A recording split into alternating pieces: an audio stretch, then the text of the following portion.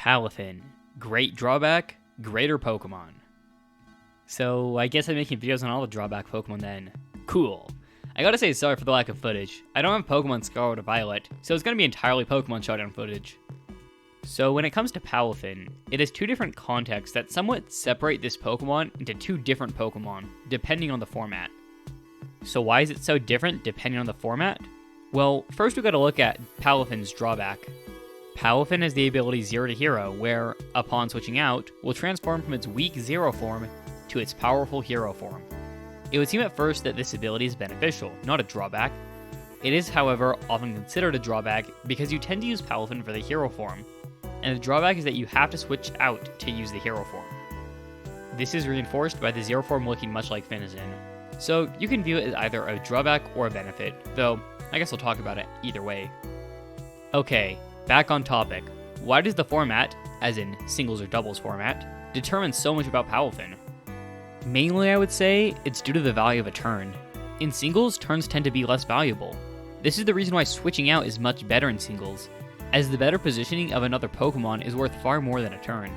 You can see the values be even more present if you see how long battles go for.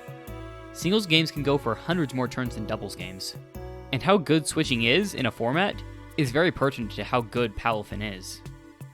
Because it is much easier to switch in singles, it's much easier to activate Zero to Hero.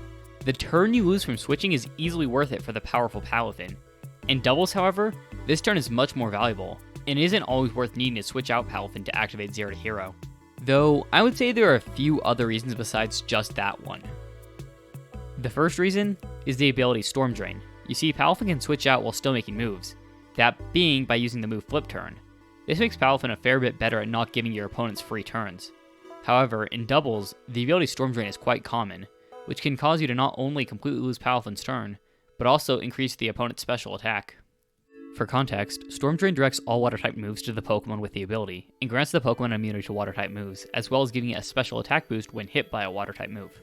This is much more common in doubles, as it can protect your teammates from Water-type moves. This means that Palafin can make progress even on turns it switches out in singles, while in doubles this move is much riskier, due to Storm Drain. Another one is that stalled Pokemon are much more common in singles.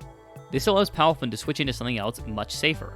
Stall Pokemon allow you to take a hit from whatever move your opponent uses on the turn you switch Palafin out. In doubles, Pokemon tend to be very rarely focused on solely stalling an opponent, so safer switches are harder to come by. And speaking of switching, in doubles you will have less Pokemon to switch into. This is most prevalent in VGC, where you will have at most 2 Pokemon you can switch into, meaning it's less likely to be able to switch into a Pokemon that resists an opponent's attack. Compare this to singles, where you have 5 Pokemon, one of which can probably check whatever Pokemon your opponent has on the field. And this lack of Pokemon is important for another reason. Your opponents can punish your switch much more easily. Say you have a Palafin in play. If you have Pokemon in your party that are both weak to one type, then your opponents can likely KO the Pokemon that switches in. Your opponent can also use 2 different type attacks that will hit for super effective damage, no matter what Pokemon you switch in.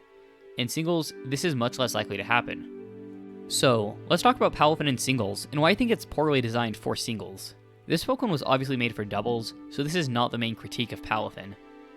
In singles, Palafin almost doesn't have a drawback. The worst that happens on switching Palafin out is you lose one of your 6 Pokemon, which may be a fair trade depending on how much Palafin does in the game. Pivot moves are also very powerful in singles, making Flip Turn an even better option. Because singles games are longer, Palafin can be less predictable, as it can come out any time during a game, though it's probably most valuable to just lead with it. It can then sweep with priority without having to worry about a remaining opponent picking it off.